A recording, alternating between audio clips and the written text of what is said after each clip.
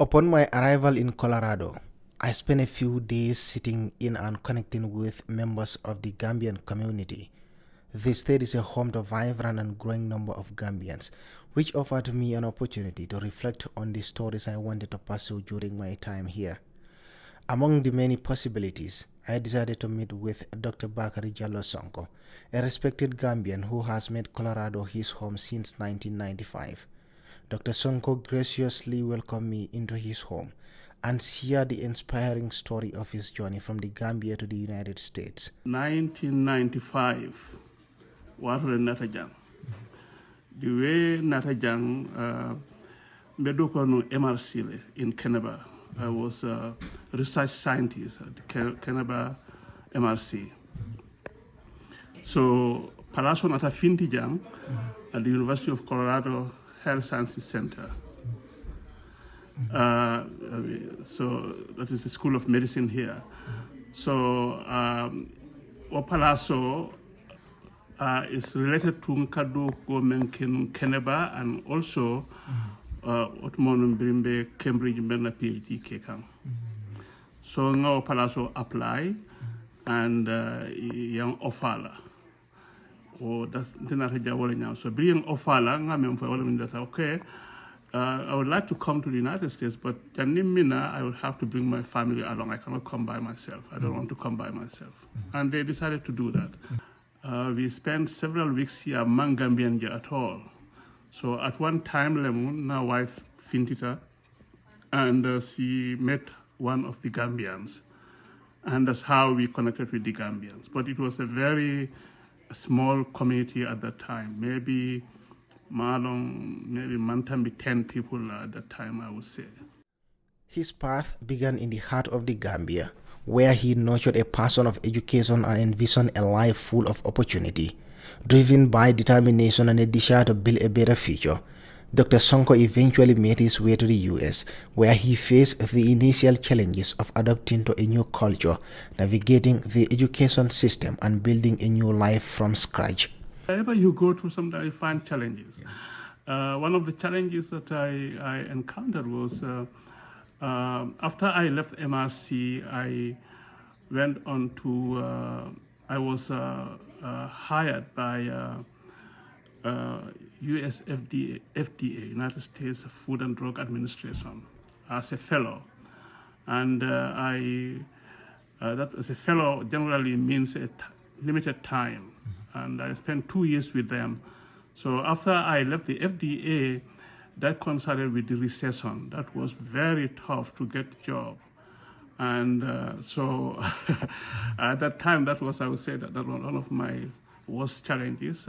But we overcame that, and so here we are.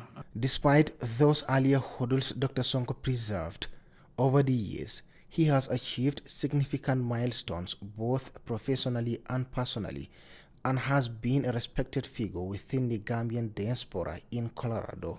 One of the successes, I would say, I came here as a human nutrition research scientist, and I was at the University of Colorado Health Sciences Center School of Medicine for 10 years, where I started as an instructor and rose up to the position of assistant professor, Janimbe Jebulala.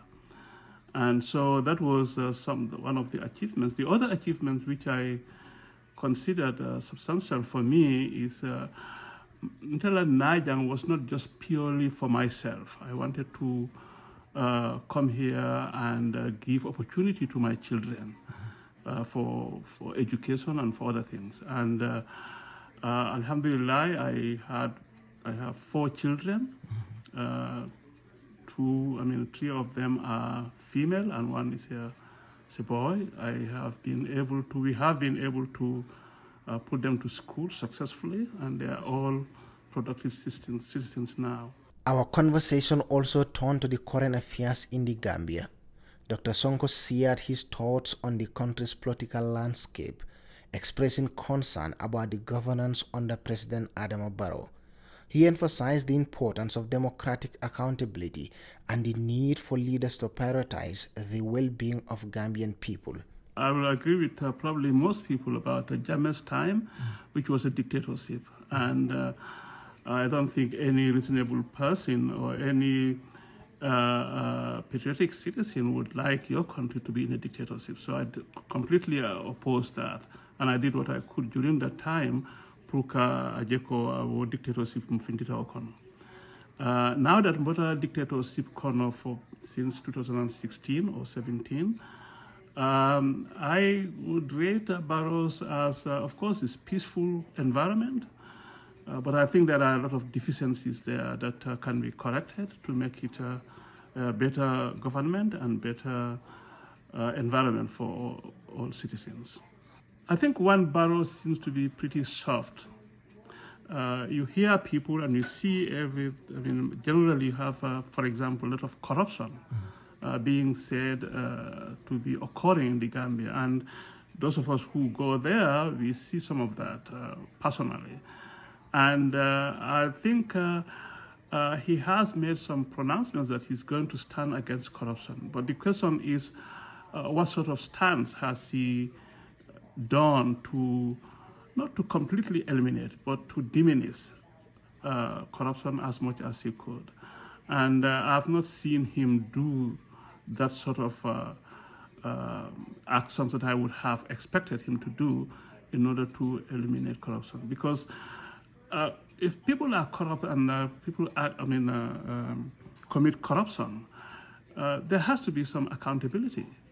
And accountability means you have to discipline people or try to make him pay for things that they have done wrong that are not correct. And if you don't do that, then people are just going to come back and do those things. I mean, because they're seeing that there's very little consequence, if any, for their illegal actions. He further underscored the role of the diaspora in shaping the country's future, stressing the importance of civic engagement and collective responsibility in holding leaders accountable. Reporting for Kerfatu, I am Buba Gajigo.